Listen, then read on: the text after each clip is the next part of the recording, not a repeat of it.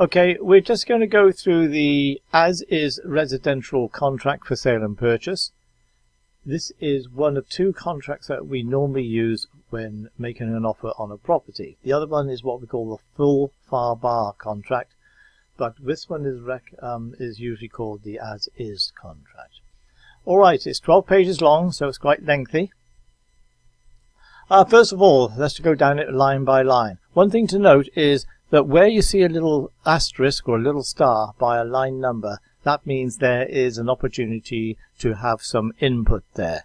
Doesn't necessarily mean the input must be made, but that you cannot have any input anywhere else. First of all, we will include the names of the seller. So if it is not your listing but somebody else's listing you're making an offer on, you're going to have to research the property from the tax records to see exactly who the registered or the nominated sellers are. If you have any doubt, then contact the listing agent. Next, you'll need to know the names of the buyers. These are your buyers you're representing. Now, the important thing here is to make sure that you have their full names, including initials, etc. And don't put them on just one line like this, because this won't work on transaction desks when it comes to getting it signed electronically. So you will have to have Mary Smith and here's a little box here you can put in and so and so. Street address you can put down there. You can put in which county is located in and the property tax ID. Get this tax ID not necessarily from the MLS, so it will probably be right, but from, once again, the tax records.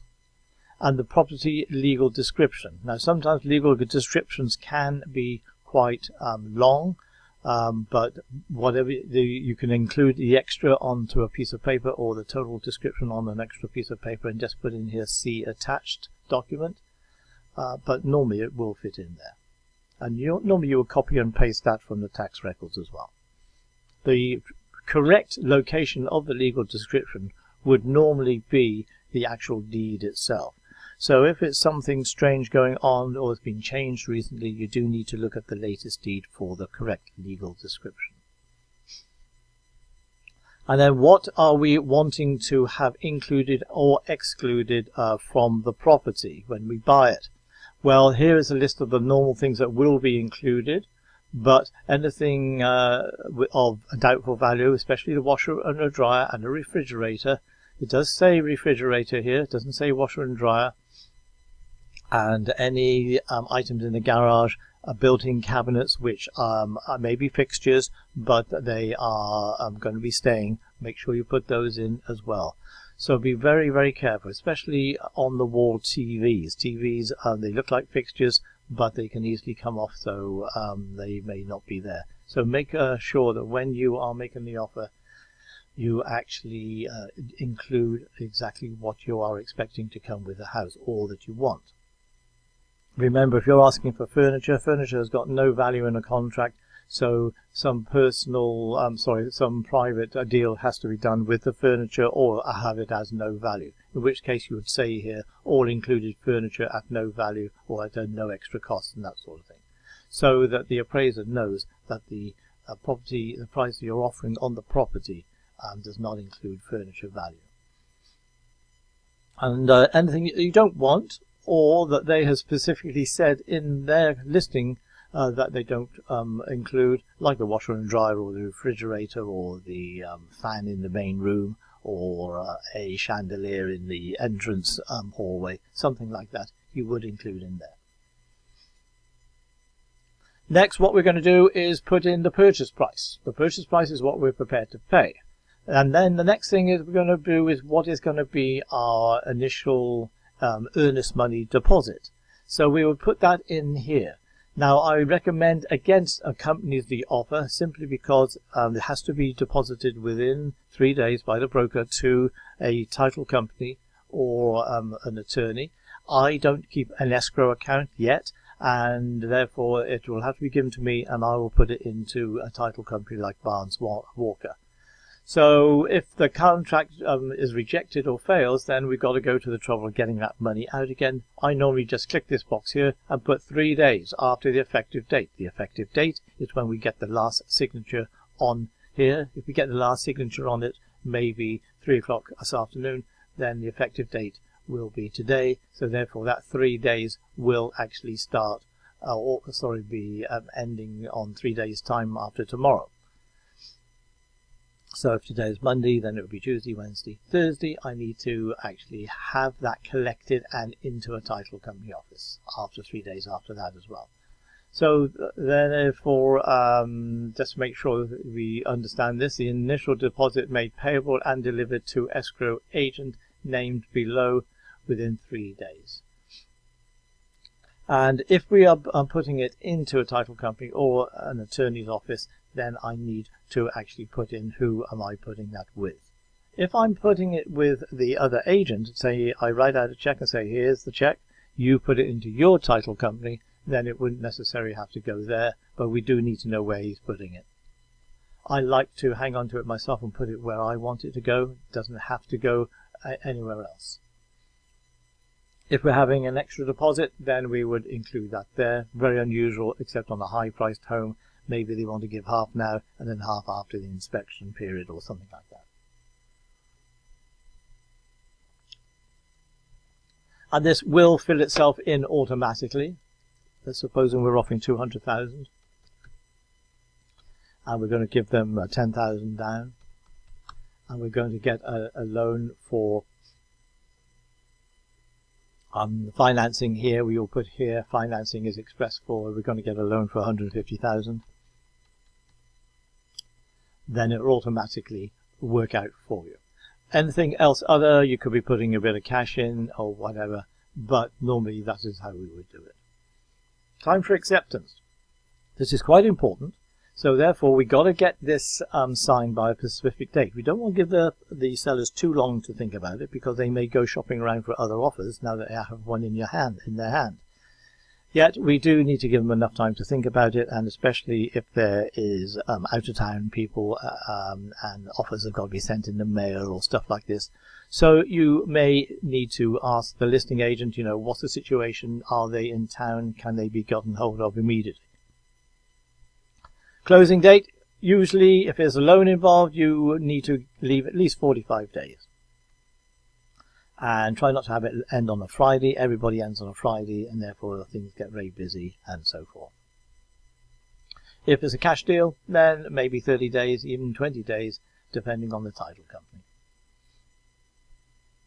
I'm not going to go through the things that you need to just read this yourself. I'm not going to go through the whole contract. I'm just talking about how to fill it out. Check if the property is subject to a lease. If there's no lease, then you can ignore this paragraph. Assignability. Normally I would click here, do not or may not rather assign this contract. If they say, listen, I don't know who's buying it, it is either going to be me or myself and my wife, or maybe my brother, then you need to discuss this with them to make sure you understand what their intentions are. If they're buying it on behalf of somebody else, you may be getting into a little bit of mortgage fraud there, so be careful on that. But normally I'll put there, may not assign this contract. This one is quite simple. If the buyer is paying cash, then you will click here. If the buyer is using a loan, then you would actually want to see the pre-qualification letter, because from the pre-qualification letter you'll see exactly what type of loan he's getting and what the rate is and for the amount. So you would need to actually put all this down here. So it would be normally a conventional or FHA or VA or other, then you'll put in there like it's an RDA loan or it's a private loan or stuff like that. And we've got here, they got to a contingent of obtaining approval within 30 days. Whether it's fixed or adjustable and the interest rate not exceeding. And they say here, then prevailing rate based on buyer's creditworthiness. Do not leave this blank. You do need to actually make sure that that's filled in with a specific number. Because if that number is less than the rate that he gets, then he has the opportunity to get out of the contract without actually overpaying for his mortgage. And 30 years is normally there. And you've got to make sure he gets off to the mortgage broker within 5 days, or whatever you put in here. I advise you not to leave blanks. Fill these in, even though it says 30 days if left blank. Well, 30 years rather. Put in 30 years. And also, here, the next one is if the buyer is assuming a mortgage. I've never done one of those. Assumption of an existing mortgage, or maybe a purchase of a money note from the seller, like a contract for deed. You would click that there as well. You'll need to talk to me about those first. Here's the normal things that will be paid by the buyer and which will be paid by the seller. And in this particular case, document entry, stamp, surtax on deed and stuff like this. If there's any changes to that, then you would have to make a note here and here, or add it on the last line on the pages, on the lines on the last page of the contract. If they do have a previous title, they've got to come up with it. You know, this rarely happens. If left blank, then 15 days is checked. Title insurance commitment issued by Florida, legible copies should be given to us. But if the seller has an owner's policy of title insurance covering the real property, a copy should be furnished to the buyer within 5 days after this has been signed. But that rarely happens. And here we've got to decide who's going to pay for the owner's title. I prefer the buyer to pay for it. It's an extra $500 or $600 per $100,000. So, but we've got control over the title work and the title company, and we know what the charges are going to be and so forth. Otherwise, it can be out of our hands and be a little bit disappointing. But nevertheless, maybe they don't want to have the expense of paying for the owner's policy. So either here, seller shall designate closing agent and pay for the owner's policy and charges, and the buyer shall pay the premium for the buyer's lender's policy. The buyer always pays for the lender policy, or the buyer shall designate the closing agent and pay for the owner's policy as well as the lender's policy. Ignore Miami-Dade, that's different there. And on or before the title evidence deadline, the buyer may, at the buyer's expense, have the real property surveyed. Who's going to be paying for the home warranty if there is one? If it's offered in the listing contract, then you will put in here, and you or they will choose which company and how much it will be. If you want to have a home warranty paid for at closing, then you would fill in buyer and put in your own. I usually use Old Republic. It's usually about $450, $500. That's where I'll put it in. If there's any special assessments due, like on condominiums and homeowners and stuff like that, then you need to find that out before you actually write the offer. And then seller shall pay installments prior to closing, and the buyer shall pay installments after. So if it's, you're paying an extra $50 every month for the next 2 years, then in that particular case, the buyer will be paying for the installments after the purchase. If you want the whole thing to be paid off before we buy the house, then you would have to click this box here. Normally, we would click A here. If neither box is checked, then option A shall be deemed selected. There's one here which is about flood insurance. Listen, I need to find if I can get flood insurance. If it's too expensive, then I've got 20 days after the effective date to cancel it because of it is too expensive. Here is the most important bit and on this contract, and it is in bold, as you can see. And this says, listen, if when we make an offer on this house, we are going to give ourselves 15 days to actually go ahead and do our inspections. We don't have to do inspections, but we can. And if we do the inspections, they don't have to be done by a licensed inspector. We can do them ourselves. And we are going to determine whether we like this property or not. We're also going to investigate the cost of flood insurance, the cost of regular insurance, the cost of the HOA fees, read the HOA contract, and all these bits and pieces. I don't have to do any of that. I can just think about it for 15 days and not actually do anything researching. It says here, if the buyer determines in the buyer's sole discretion that the property is not acceptable to the buyer may terminate this contract by delivering written notice of such election to the seller prior to the expiration of the inspection period. And then it says, if the buyer timely terminates this contract, the deposit shall be returned to the buyer. Thereupon the buyer and the seller shall be released from further obligations. So this paragraph literally means that if you find anything wrong, if you change your mind, if you find a better house that you want to make an offer on instead of this one, then within that 15 days, and that's calendar days, so that's just over 2 weeks, you can actually cancel this contract with no reason whatsoever. Or if you do find something wrong, even though this contract does say the seller is not obliged to actually repair or fix the bits and pieces that are wrong, you may want to get your agent to negotiate, or sorry, the buyer may want to get you to negotiate with the seller or the seller's agent about getting stuff done. But if you don't, once this 15 days is gone, then the buyer accepts a physical condition. So there it is, and you are stuck with buying the house under this particular paragraph. Walkthrough inspection, we know about that. Let's just carry on here, looking for the starred items. Not too many coming up here.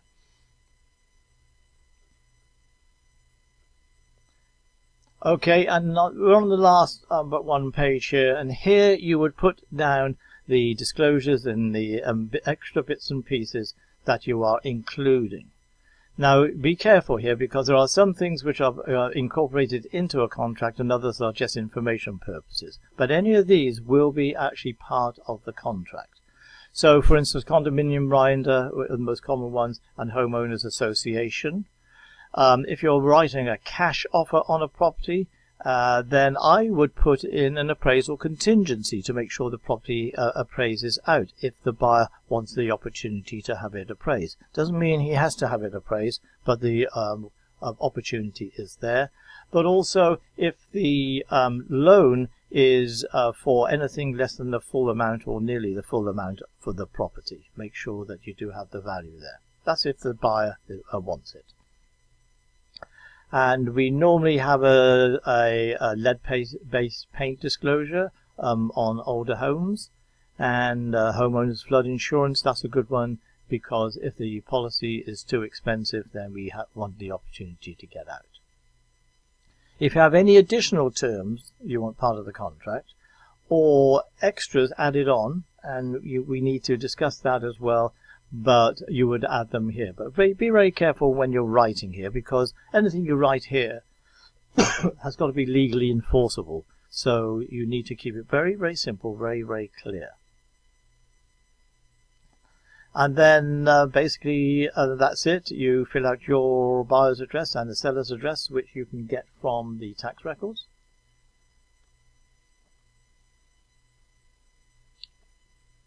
And you would put your name here. This isn't a signature, this is just a name and a cooperating broker, which you would be under this particular contract. And the sales associate and this. And you can put in, they say cooperating broker, that should really be brokerage. And this should be brokerage, the name. And that's really it. In the next video, I'm going to go through the extra, the disclosures that are needed according to the checklist which I'll give you. So hopefully that's given you an idea of how to fill this out. I do recommend that you do read this, because they will want you to go through this. Now, you've got to be very careful. You can't go into too much legal detail about this. And at the top here, I think it does say this is a legal contract, and or down the bottom somewhere. Maybe it doesn't. But anyway, you need to say this is a legal contract, and you need to consult an attorney before you're signing it if you have any questions or don't understand anything. So do the best you can on that one. All right, thanks very much. I'll see you on the next one.